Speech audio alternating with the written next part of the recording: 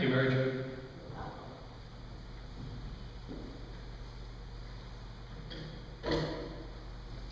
I'm beginning to get suspicious. When I was a boy, I was in the Boy Scouts for a while. We had a troop, 665, in McLean, Virginia. My father gave us a nickname. We were the farmer's friend. It's because every time we went for a hike or a camp out, it rained. One time it rained, hailed, we had thunder and lightning and high winds along with bright sunshine, all in one day. I'm beginning to feel that Troop 665 has followed me because I schedule a walking prayer, and what do we get? Lots of rain. I really ought to get a hold of farmers and say, if you pay me a certain fee to the church here, I'll schedule a walk so that you get your rain.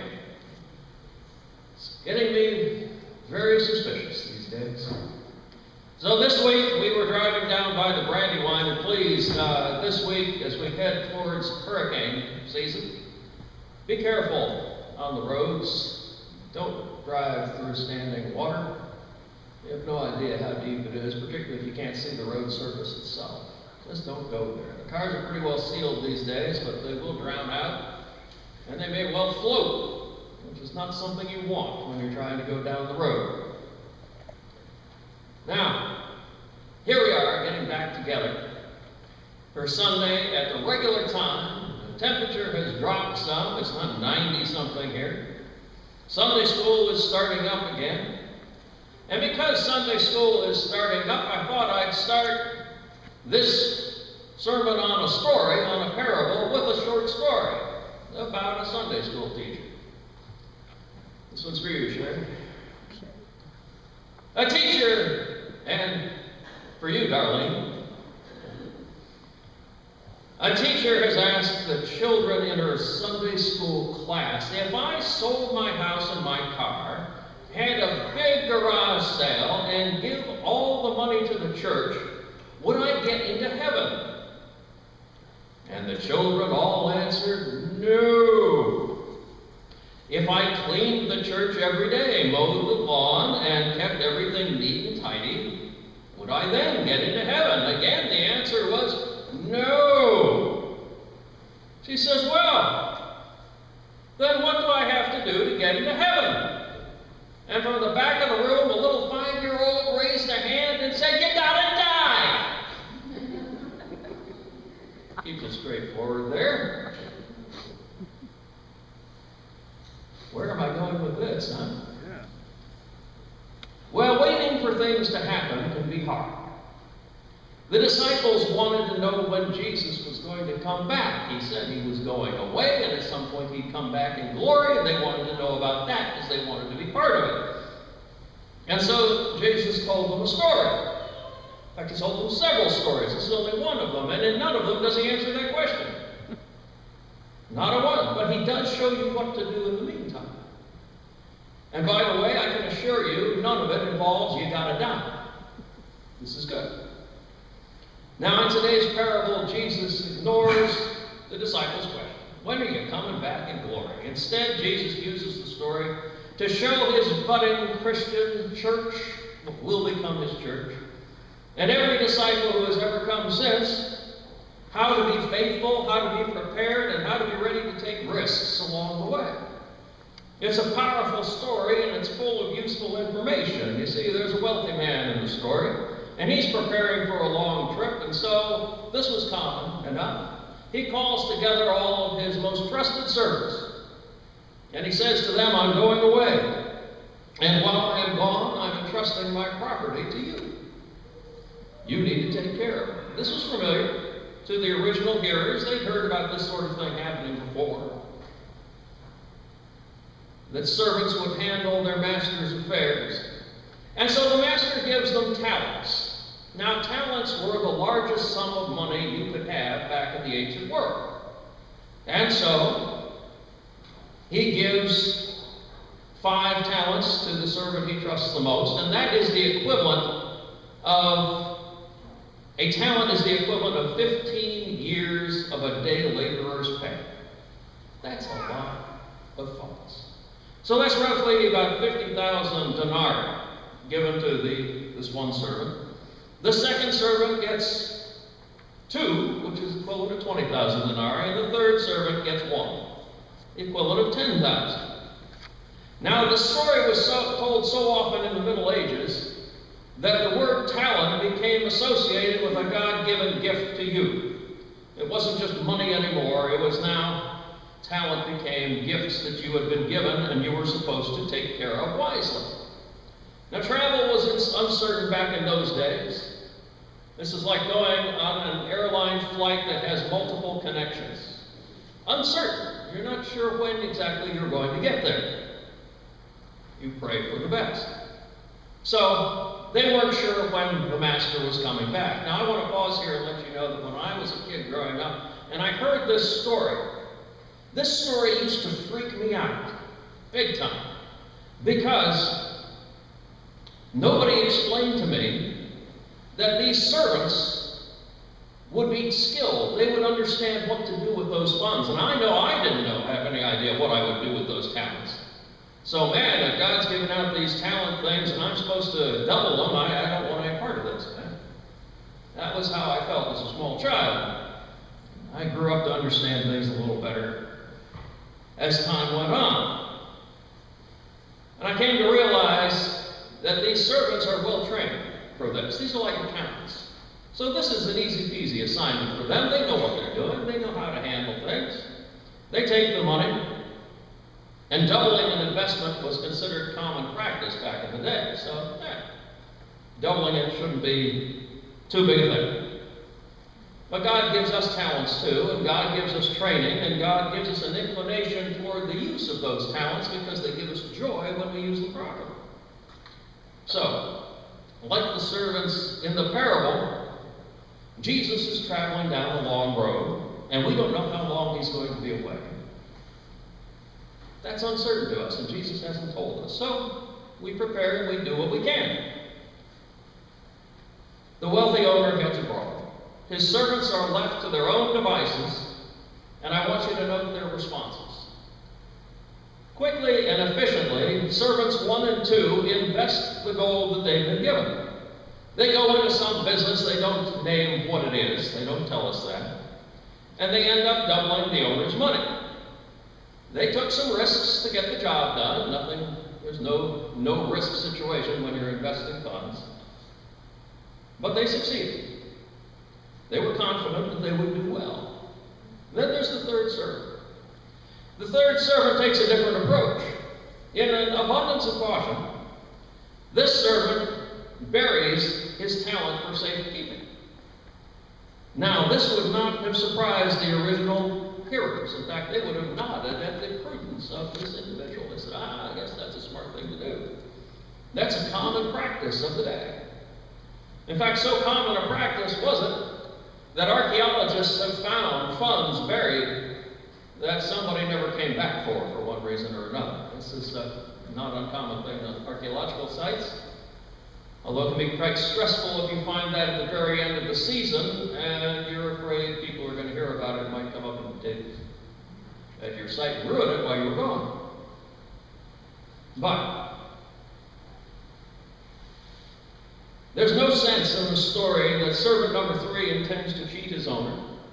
There's no suggestion that there's going to be an embezzlement of the funds or that he's going to skim off any profits or he's going to blow the funds on a fling or have it gambled away.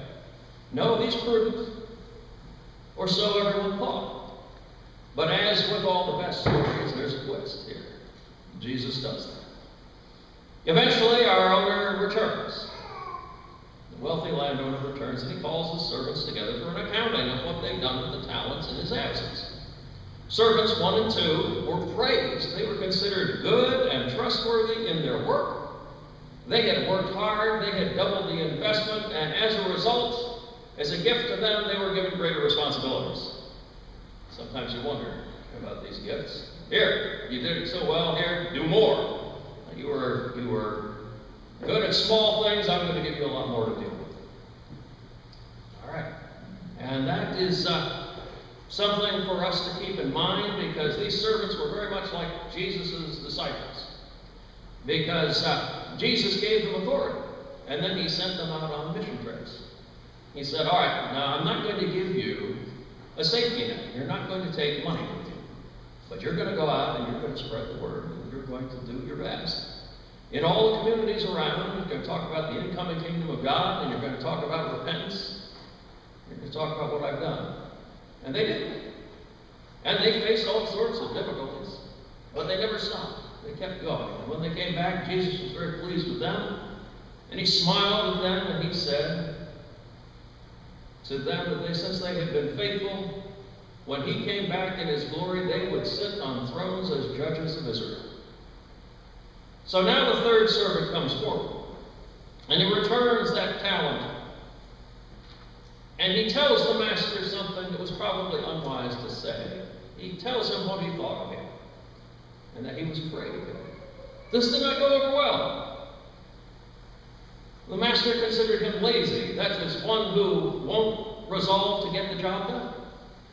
One who will allow inconvenience to stop him from moving forward, from taking things from thought into action. Or basically, in a modern parlance, you might say, someone who just keeps something forever in committee and never takes the plan into actual fruition.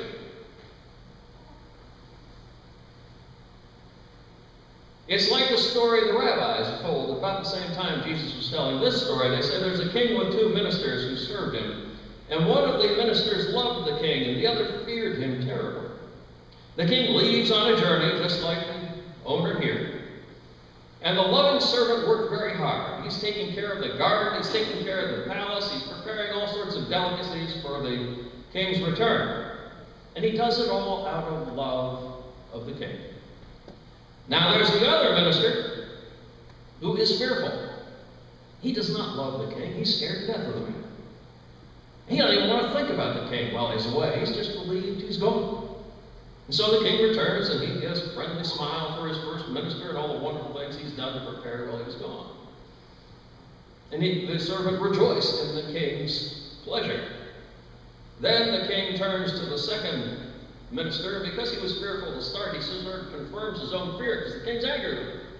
And he glowers at him. And the second minister turns pale and trembles. The difference is that the one who loves God works one way, and the one who fears God works another. And the share of those who love ends up being double. So the story goes. I discovered a new book, well, it's new to me, that deals with this. Timothy Keller's book, The Reason for God, Belief in an Age of Skepticism. And he says there's two kinds of believers. It's pretty much like these two stories. He says there's those who have different reactions, and that drives what they do. There are the believers who focus on God's grace, and those who focus on trying to measure up to God's rules. The ones who focus on God's grace understand that they're accepted because of Jesus' actions, and they are loved. And in response, out of gratitude for their acceptance by God, they obey God in love. They're like that first minister or the first two servants. But the second group feel they will only be accepted by God if they live up to certain standards, and if they fill up a resume of doing so many good things. They find this very difficult to do. And eventually they become fearful of God's judgment. They become angry and judgmental of others, because that makes them feel a little bit better about themselves. They try to obey out of fear, and they're like the third servant or the second minister. Fear ends up paralyzing them. It makes them risk-averse. They don't want to try things. They're terrified of losing what they have, and they're terrified that they will be rebuked by God. As we see in the parable, the results of a fearful faith, instead of a loving faith, is not pretty, according to the story. We Christ followers are encouraged to follow the examples of the first two servants. Increase the reach of our shining light of joyous testimony and good works. We are called to find God trustworthy enough to be worth taking risks for, out of love and never out of fear. We risk being witnesses to that love. We let our love make demands of us, just as you would with a partner that you love. We risk being vulnerable for the sake of God. We risk being tender when the public isn't so tender. We risk making public expressions of our faith to fearful people.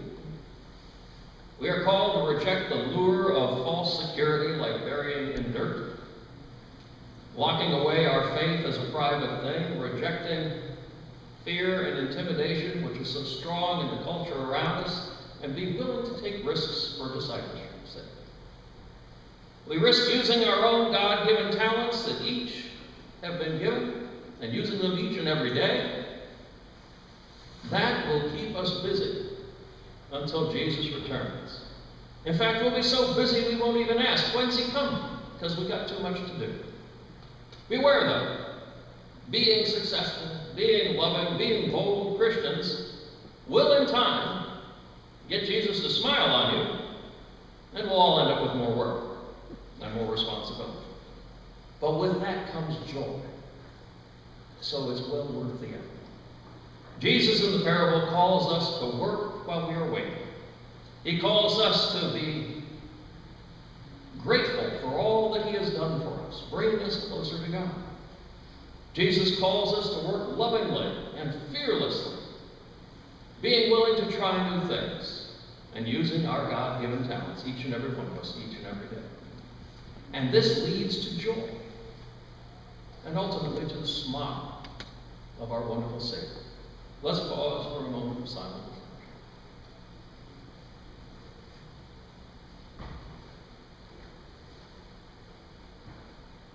Amen. If anyone feels called to follow a close